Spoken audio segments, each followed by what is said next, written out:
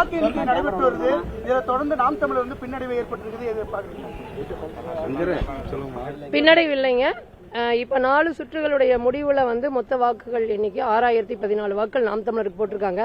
பணத்துக்காக விலை போகாமல் சிந்திச்சு இந்த மண்ணில் ஒரு மாற்றம் வர வேண்டும், அது நாம் தமிழரால மட்டும்தான் முடியும்னு 6014 வாக்குகள் போட்டிருக்காங்க. 5வது சுற்றில 1654 வாக்குகள் இப்ப 6வது சுற்று எண்ணிக்கொண்டிருக்காங்க. இது பின்னடைவே கிடையாதுங்க. மக்களிடத்துல வெற்றி தான் நாம் தமிழர் கிடைச்சிருக்கு நான் உறுதியா சொல்வேன். ஏன்னா போன முறை வாங்கிய வாக்குகளை விட பின்னால குறைஞ்சு போனா கூட நீங்கள் பின்னடைவுன்னு சொல்லலாம். போன இடைத்தேர்தலில் 10,000 வாக்குகள், அதற்கு பிறகு நடந்த நாடாளுமன்ற தேர்தலில் 12,800 வாக்குகள், இப்பொழுது உறுதியா அதை விட பல மடங்கு அதிகமாக வரும். அதனால பின்னடைவு கிடையாது. மக்களை சிந்திக்க வைத்ததே அண்ணன் சீமான் அவருடைய வெற்றியா தான் நான் பார்க்கிறேன். சிந்தித்த ஓட்டுகள் தான் இங்க விழுந்திருக்கு. இந்த வாக்குகள் ஒருபோதும் வேற இனி வருகின்ற காலங்கள்ல வேற எந்த கட்சிக்கும் போகாது. 26 இது வந்து திமுகவுக்கு பெரும் அச்சத்தை ஏற்படுத்துங்கிறது நான் இப்ப உறுதியா சொல்றேங்க.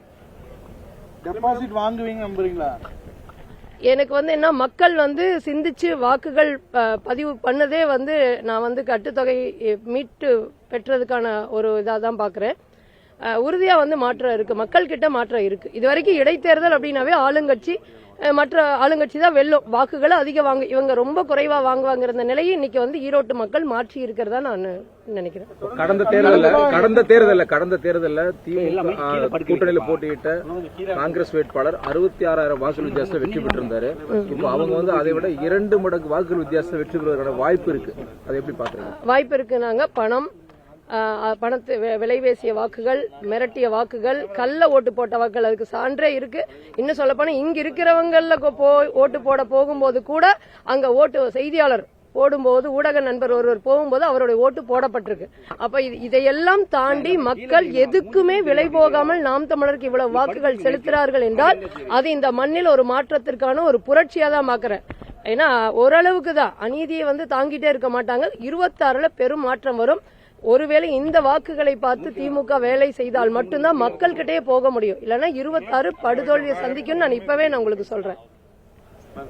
தொடர்ந்து வந்து போன இடைத்தேர்தல கூட ஒரு 10,000 ஓட்டு இது பண்ணீங்க. இப்ப தொடர்ந்து சுற்றுகள் அதிகரிச்சுட்டே வருது. மீண்டும் வாக்குகள் அதிகரிக்குமா பாக்குறீங்களா? இல்ல ஏன்னா நீங்க வந்து திமுகவை வந்து ஒழிப்பது லட்சியம் தான் சீமான் வந்து பேசியிருக்கிறாரு. உறுதியாங்க தொடர்ந்து வந்து ஓட்டு சதவீதம் வந்து குறைஞ்சிட்டே இருக்குது. நீங்க பாருங்க, இன்னும் மற்ற சுற்றுகளையும் பாருங்க. உறுதியா 26 இப்பவே அச்சம் வந்துருச்சு. எங்களுக்கு ஒரு சுற்றுலா வந்து ஒரு 1984 வாக்குகள் வந்தோன்னு இவ்வளவு வாங்கிட்டாங்களேன்னு அச்சப்படுறாங்க. இங்க இருக்கிற சாதாரண ஒரு முகவரா வந்தவரே அச்சப்படுறாருன்னா தலைமைக்கு எவ்வளவு அச்சத்தை கொடுக்கும்னு நீங்க யோசிச்சு பாருங்க. ஒவ்வொரு வாக்குகளும் அவங்களுக்கு மிகப்பெரிய அச்சத்தை கொடுத்துட்டு வருது. 2026 மிகப்பெரிய ஒரு புரட்சி இந்த மண்ணில் நடக்க போது. திமுக ரொம்ப சிரமப்படணும், கஷ்டம்தான். இப்ப நாம் தமிழருக்கு விழுந்த வாக்குகள் அனைத்தும் நாம் தமிழருக்கான வாக்குகள் அல்ல. திமுகவோட எதிர்ப்பு இருக்கக்கூடிய கட்சிகள் அவங்க போட்டியிடாதனால அந்த வாக்குகளும் வந்திருக்கும். அப்ப இந்த மண்ணில் ஒரு சிக்கல் அப்படிங்கறதுனாலதான் நாம் தமிழர் சரின்னு போடுறாங்கல்ல. அப்ப நாம் தமிழருக்கு போட்ட வாக்குகள் இப்போ சொல்றாங்க ஒருபோதும் திரும்ப வேற கட்சிக்கு போகாது. ஏன்னா நம்ம என்ன நோக்கத்துக்கு நிக்கிறோமோ அந்த நோக்கத்துல சரியா இருக்கிறதுனால மீண்டும் மீண்டும் அதிகமாகவே ஒழிய ஒருபோதும் குறையாது. அப்ப அவர்களால் செய்ய முடியலங்கிறதுனாலதான் நாம் தமிழருக்கு போடுறாங்க. பாஜக அதிமுக வாக்குகள் ஏன்னா முதலமைச்சர் குற்றம் சாட்டினாரு, நேரடி யுத்தத்துல வராம உதிரி கட்சிகளை வச்சு இவங்க வந்து மறைமுக யுத்தம் செய்யறாங்கன்னு.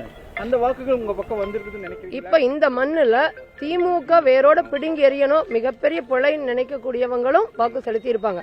அப்ப அதை தேடும் பொழுது அது நாம் தமிழர் சரிங்கிறதுனாலதான் நாம் தமிழர் போடுறாங்க. இல்லைன்னா உங்களுக்கு நோட்டா இருக்கு, மற்ற சுயேட்சை வேட்பாளர் இருக்கிறாங்க, அதையும் தாண்டி நாம் தமிழருக்கு போடும்போது நாம் தமிழர் சரிங்கிறது அவங்க மனதில் ஏற்றுக்கொள்ளப்பட்டதுனால விழுந்த வாக்குகளா தான் நான் பாக்குறேன்.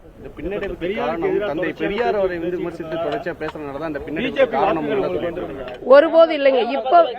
இப்பவும் நான் சொல்றேன், தந்தை பெரியாரை விமர்சித்ததுனால வாக்கு குறைவுங்கிற ஒருபோதும் கிடையாது. அண்ணன் சீமான் அவர்கள் ஏற்கனவே சொல்லிட்டாரு, எங்களுக்கு ஒரு கருத்தை நீங்கள் சரி தவறுன்னு புரிந்து கொண்டு வாக்கு செலுத்தினா மட்டும்தான் அந்த வாக்கால எங்களுக்கு பெருமையை ஒழிய நீங்கள் புரிதல் இல்லாம வாக்கு செலுத்த வேண்டாம். தமிழ் மொழியை காட்டுமிராண்டி மொழி என்றும் திருக்குறளை மலம் என்றும் கற்ப பையவை பிடுங்கி எறியணும்னு சொன்ன கருத்து தவறு என்று நினைப்பவர்கள் தான் கண்டிப்பா வந்து ஓட்டு போடுவாங்க. அதனால எங்களுக்கு பின்னடைவு கிடையாது. எங்களுக்கு சரி என்று சிந்திச்சு அந்த புரிதலோடு இருக்கிறவங்க செலுத்துகின்ற வாக்கு தான் இந்த மண்ணில் எங்களால் ஒரு மாற்றத்தை கொண்டு வர முடியும் நாங்க நம்புறோம். எதன் அடிப்படையில் தந்தை பெரியார் இந்த மாதிரியான கருத்துக்களை சொல்லியிருக்காங்க சொல்லி அது அவரை தான் கேட்கணுங்க. நான் வந்து வெற்றியா பாக்குறேங்க. 2016 2000 வாக்குகள்ல தொடங்கியது இன்றைக்கு வந்து 20,000க்கு மேல வந்து வாங்க போறோம்னா மிகப்பெரிய வெற்றியா தான் பாக்குறோம். இந்த மண்ணையும் மக்களையும் நேசிச்சு நாங்க நிக்கிறதுக்கு மக்கள் கொடுக்கக்கூடிய அங்கீகாரமா பாக்குறோம். தத்துவம், சித்தாந்தம், தமிழ் தேசியம் இந்த மண்ணில் வெல்லுங்கிறதுக்கான ஒரு அடையாளமாக நான் இந்த களத்தை பாக்குறேன். தமிழ் தேசியமான முன்னிறுத்துறீங்க.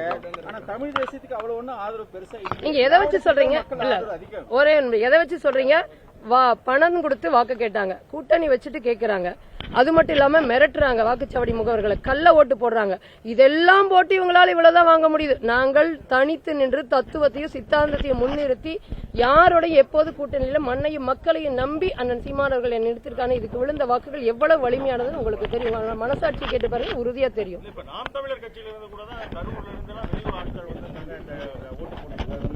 அவங்க இங்க தொழில் பண்றாங்க, அது நிமித்தமா வந்திருந்தாங்க. அப்ப உறவுகள் இருக்கும்போது அதை சந்திக்கிறாங்க.